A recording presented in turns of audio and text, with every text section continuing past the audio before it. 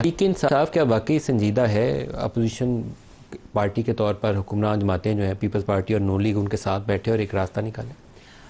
Thank you ملک صاحب، thank you for inviting me. میں بار بار کی بات کرتی ہوں ایز پولیٹیکل کارکن. میں نے ایز اے پولیٹیکل کارکن 2 سال میں جتنی سیاست میں تکلیف اور آزمائش برداشت کی ہے، جتنے FIR میرے اوپر ہے، جتنا میرے گھر والوں کو، ہمارے کاروبار کو، ہمارے خاندان کو نقصان پہنچایا گیا، پولیٹیکلی جتنا زمین میرے اوپر تنگ کی گئی کہ مجھے سم ٹائم سمجھ نہیں آتا تھا کہ میرا رول ہے کیا، میں نے آگے اس ملک کے اندر سروائیو کیسے کرنا ہے. جب میں ملک کی پیٹریاٹ ہوں، میں سب سے ہلالی پرچم کے اوپر یقین رکھتی ہوں، اور کیا تھا کہ پولیٹیکل سپیس مجھے نہیں دینی تھی. یہی میری پارٹی کا قصور ہے کہ میری پارٹی، ہمارا نظریہ ہے، عوام اس بات کو مانتی ہے اور عوام کا ہی کرائٹیریا ہے جو آپ کو وہ ووٹ دیتی ہے. اور 8 فروری کو اور 21 اپریل کو سب سے زیادہ ووٹ پاکستان تحریک انصاف کو پڑا، عمران خان کو پڑا.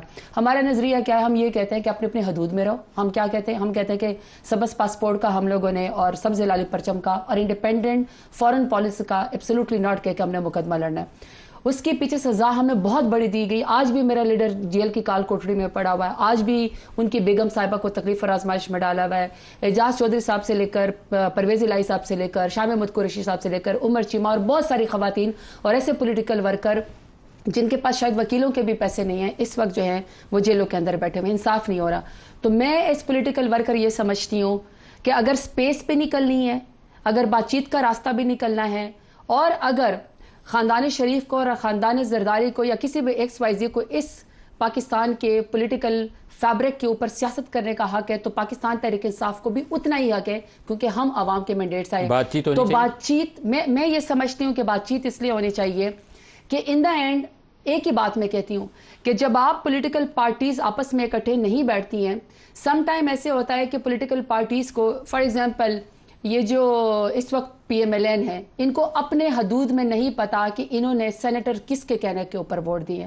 ان کو یہ نہیں پتا کہ ان کے منسٹرز کہاں سے آتے ہیں. آپ ان سے پوچھنا ایوان میں آف دا ریکارڈ. آپ کی PTI کا بھی یہی حال تھا، آپ کی منسٹریوں کے فیصلے کہیں اور ہوتے تھے. کوئی چمبا نہیں ہے مجھے اس بات. میں اس کا جواب بھی آپ کو دیتی ہوں. میں اس کی وجہ آپ کو کیوں میں کیوں ڈائلاگ پہ بلیو کرتی ہوں کہ جب یہ لوگ آتے ہیں اس وقت جب آپ کو جب ان کو اپنی صفوں میں پتہ نہیں ہے نا PMLN کو کہ کون سینیٹر بن گیا، کون منسٹر بن گیا. جب انٹیریئر منسٹر صاحب ایک دفعہ یہاں پہ ایوان میں تشریف لائے، خود PMLN جا کے ایسا جا کے ان کے قدموں میں بیٹھا ہے کیسے تو وہ شہباز شریف کا جو ہے وزیر اعظم کا یعنی استقبال نہیں کرتے.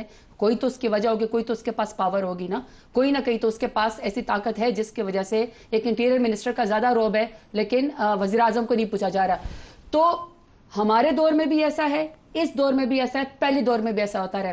ہمارے ٹائم پہ بہت سارے ٹیکنوکریٹس آئے جو کہ بہت لائق لوگ تھے، اتنے لائق لوگ تھے کہ وہ فیڈرل منسٹر بن گئے. لیکن جس ٹائم رجیم چینج آیا، جس ٹائم کہتے ہیں نا اس وقت زمانے میں لفظ تھا کوڑے کھانے کے، اس وقت لاٹھی چارج تھا. ہم پہ لاٹھی چارج ہے، ہم پہ شیلنگ ہو گئی. ان میں سے کسی نے لاٹھی نہیں کھائی، ایگزیکٹلی ہوا بدلی وہ بھی بدل گئی. ایگزیکٹلی. تو نہ کسی نے وہ لاٹھی چارج برداشت کیا، نہ کسی نے شیلنگ برداشت کی، نہ کسی کو سڑکوں کے اوپر گھسیٹا گیا. اگر سڑکوں کے اوپر گھسیٹا گیا، اگر 43 یا 50 FIR کی گئی، یا اگر چادر اور چادر دیواری کو پامال گیا، تو ہم پولیٹیکل ورک کرتے نا. شہریار افریدی تھا نا، علی محمد خان تھا نا، زرتاج گل تھی، شندانہ گلزار تھی، حماد اظہر تھا، مراد سعید تھا.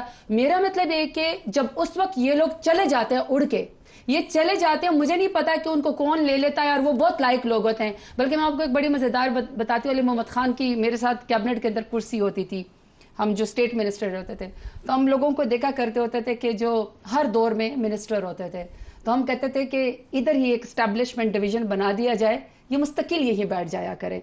کیونکہ ہم اور آپ جو پولیٹیکل لوگ ہیں وہ لڑ کے اپنے حلقوں سے ووٹ لے کے بیک کر کے اپنے وہ کہتے ہیں نا اپنا احتساب دے کر ہم ووٹ ایک ووٹ کو حلال کر کے آتے ہیں کہ ہمیں ووٹ دے دو. میرا نظریہ ہے، میں ڈیرہ غازی خان کو اچھا ریپرزینٹ کر سکتی ہوں، میں آپ کا کیس لڑ سکتی ہوں، لیکن اس کے بعد یہاں پہ کوئی اور فیڈرل منسٹر ہوتا تو ہم کہتے ہیں ان کو establishment division by the way cabinet میں اوریجنلی ہے، تو ہم کہتے تھے کہ اسٹیبلشمنٹ ڈویژن کو چاہے کہ ان کے مستقل نوٹیفیکیشن کر دیں.